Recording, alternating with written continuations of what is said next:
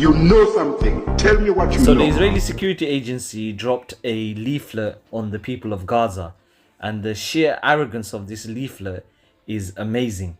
You know, they think that they are going to put fear in the people of Gaza and the Ummah at large.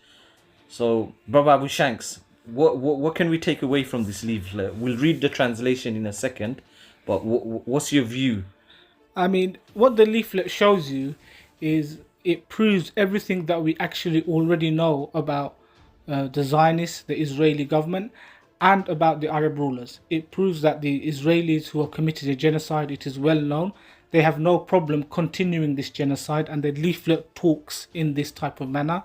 In the So let's look at the leaflet, yeah. So what if we look at the translation? Let me just come out of this and let's look at the translation. So So the leaflet actually starts off. The brother who's translated this, the white part in the leaflet is actually a verse from the Quran. So the Israelis are quoting a verse from the Quran, and the verse itself talks about how the Muslims they will be put to trial, how they will suffer from thirst, from hunger, they will suffer from the loss of life, from the loss of wealth, and then it talks about those who are patient. It mentions the famous part of the of every verse where it talks about inna lillahi wa inna ilayhi rajiun, to Allah is their return. Now the point to take is the Israelis are mentioning this verse as if they are the Lord, and that we are going to put you through all of these types of things. We are going to put you through a loss of life, a loss of wealth, a hunger and thirst, which they have done. And really, you just be patient and take it. You know, what you're going to do about it effectively. And then when they start... it's almost like they also said, look, this is what your Lord tells you, yeah? And we are your Lord, and we're doing this to you, yeah? Or in other words, where is Allah now? You see, it's and, basically you know, it's the sheer hubris of it, which is the fact that they believe that, listen, we are the owners of you. We can do what we like with the people of Gaza. You know, we can kill you, we can massacre you, we can rape you, we can kill your children. And guess what? No one can stop us. And that's how invincible they feel. And we can talk about why they feel like that. But I want to mention some more points that they say in the actual translation. Let's go ahead and read it. So it says, first of all, to the honorable people of Gaza, after the events that have taken place, the temporary ceasefire, and before the implementation of Trump's mandatory plan, which will impose forced displacement upon you whether you accept it or not. Now, just if we stop there, they're already accepting that the ceasefire was temporary. Now they're saying to you, we're going to get rid of you whether you like it or not. You have no agency here. I.e., we can do what we like. Trump has said we can do it, and we're going to do it, and there's nobody that can stop us. Then they continue, we have decided to make one final appeal to those who wish to receive aid in exchange for cooperating with us. We will not hesitate for a moment to provide assistance. In other words, become our slaves. Become our slaves, and they're saying they're going to provide assistance. They haven't said what it is. They might just say, yeah, we'll take you from dot A to dot B and still shoot you. Yeah. These people can't be trusted. We'll take you to the West Bank and then we'll bomb you there and then as we'll bomb you there. So the assistance they're talking about is as if, you know, the Israelis, the Zionists, they think, oh, we've got a track record of this and we've been good to you. No, we know that they do not keep to any agreement that they have made. They will say one thing in front of you, and then within a few moments they will betray you. No problem. Then the continues, this leaflet continues, reconsider your position. Now that is basically saying, listen, you don't have an option. This isn't a discussion, i.e. we're going to get you. Look at the wording, it's only 3 words, reconsider your position, i.e. we don't accept your position, we're going to get rid of you, just accept it. The world map will not change if all of the people of Gaza cease to exist. What is that not other than a genocidal statement? Yeah. I.e., we're going to wipe you out, no one's going to miss you, there's going to be no one who's going to look to you, you know, it doesn't matter, you're insignificant, you're less than insignificant. We write the history. No one will feel for you. Now, this, and no one will ask about you.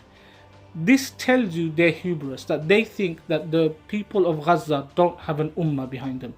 They seem to have forgotten that yes, our rulers and people in position of authority may have betrayed the people of Gaza, but did they not see the last 15 months where the whole world, Muslims from across the world, demonstrating day in, day out, boycotting, taking all sorts of actions that they possibly can to support their brothers and sisters in Gaza. So when they say no one will feel for you and no one will ask about you, they think that, but they seem to have forgotten the last 15 months.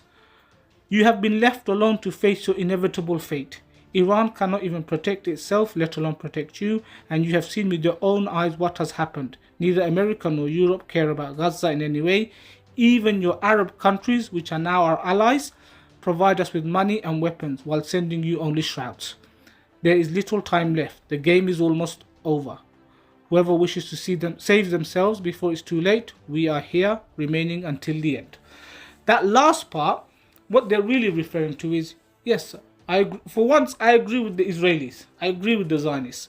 It's true, the American government abandoned the people of Gaza and they provided arms to Israel to slaughter the people of Gaza. It's true, Iran wasn't going to protect the people of Gaza and it didn't. It's true, the Arab rulers, all of them, and all the Muslim rulers, whether it's the ruler of Egypt, whether it's the ruler of Jordan, Mr. Tomato Man, whether it's the clown in Saudi Arabia, whether it's the so-called Mujaddid in Turkey, every single one of them have betrayed the people of Gaza and have helped Israel slaughter the people of Gaza, either by their silence or by their fact that they didn't lift a hand when they should have. So I agree that for once the Israelis, that part they have said, which is true. But like I said, what hasn't left the people of Gaza is their ummah. What hasn't left the people of Gaza is the fact that the Muslim ummah across the globe has demonstrated, has asked for military intervention in that region, has asked for Israel, whichever way they possibly can, to get Israel to stop what it's doing and to help the people of Gaza. So when they say there's no one behind them, the rulers aren't behind them, the populace in those regions are. And if you gave the populations in the Muslim countries just one chance, when you open the borders, they will flood into Gaza. They know that. That's why those borders have to be airtight. That's why the Jordanian side, the Egyptian side, they have to keep them locked down, with the army and the barracks and all of this type of stuff. But that whole leaflet tells you how genocidal and how these people are maniacs. How they are happy and willing to do a Holocaust to the people of Gaza, even after signing ceasefire after ceasefire, treaties after treaties. What worth are these treaties when they keep talking about Hamas? I think one of the things that we should make quick mention of, because we don't want to make this video too long, is just to give an Islamic position on this. Is that this reminds me about when the Tatars came to attack the Muslims, the Mongols. They came, and the letter they sent to Saifuddin Qutuz, may Allah be pleased with him, and the arrogance of that letter that they sent. And then we all know what happened afterwards. Saifuddin Qutuz, he got the messengers, he chopped their heads, he put it around the gates of Egypt, and he told them, come. And the Battle of Anjalut was actually very close to Gaza. These people are from that. And we've seen it in the last 15 months what the people of Gaza, what their iman is like. Do you really think this is going to scare them? Do you really think they're shaking in their boots? Were they shaking in their boots when you dropped all the bombs, when you dropped all the tanks, when you took out their leaders, when you took out the leaders of Hezbollah and everything? Did you see them shake? They stayed. Even when Trump made that statement that he's going to do ethnic cleansing, did you see them shake, or did you see them come, bring it? One of the things is the resolve of the people of Gaza. What you've seen over the last few weeks after the ceasefires come back, they thought nobody would return to the north of Gaza. Even during the so-called ceasefire, they've been killing people. People have still been returning.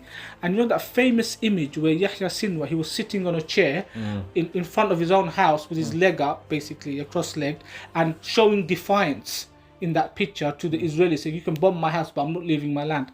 That has become a symbol in Gaza where lots of people, kids, little kids are doing this, sitting down with the showing them, we are here to stay, this is our land, if you make it into rubble, we're going to rebuild it, you're not going to get rid of us. And this is the thing, you can break their homes, you can try and break the universities and the hospitals, you cannot break these people's resolve. It doesn't matter what you're offering them. That's why you have to be genocidal. Why? Because if I can't give them something and get them to go, I'm just have to wipe them out and kill them, all of them.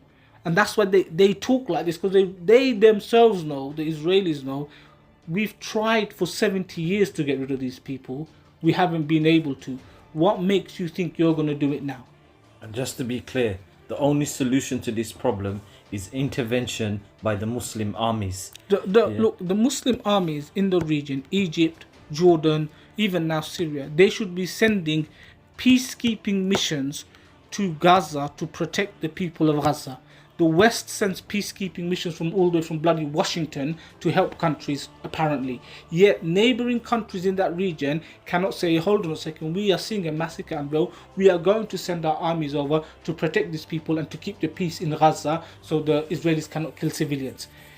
Nobody would batter an eyelid. This isn't controversial.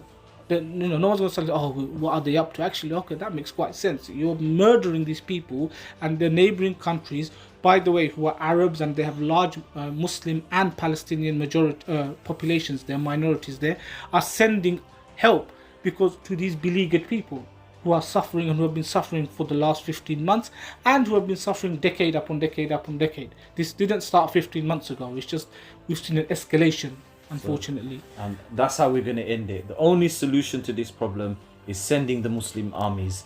We, as normal civilians, carry on boycotting, carry on, sending aid and all the rest of it as civilians, what we can do. But we must call for the real solution, which is sending the Muslim armies. Till the next time, this is just some brothers signing out.